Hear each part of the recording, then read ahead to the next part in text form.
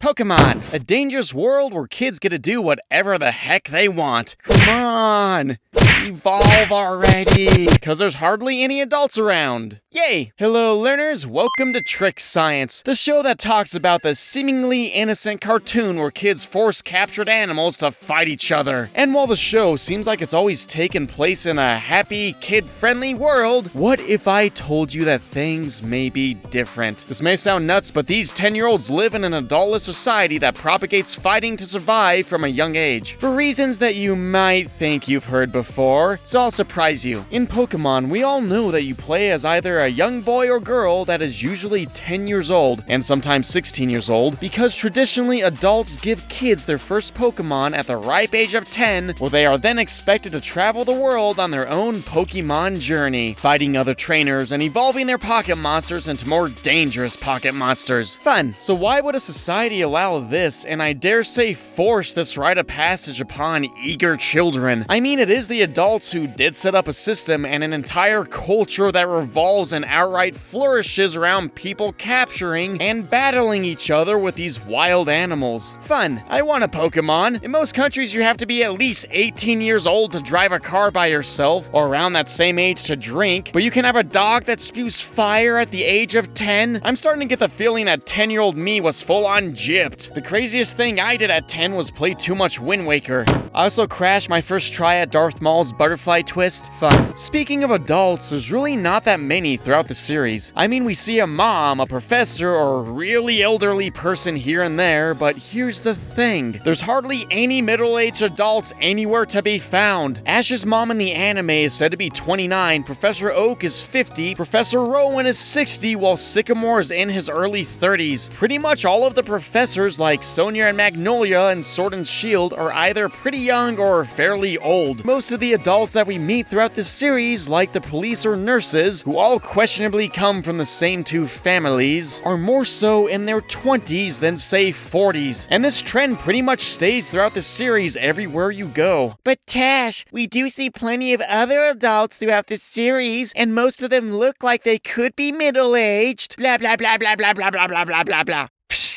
Okay, but how about this? Have you noticed that in the world of Pokemon, kids outnumber the adults by a lot? Currently in the United States, the ratio of adults, people over the age of 18, to kids, people under the age of 18, is 78% adults to 22% kids. In Pokemon, it's reversed. Kids are everywhere, starring in and dominating every profession you can imagine, from tournament battles to fashion performances to cooking, breeding, hair salon.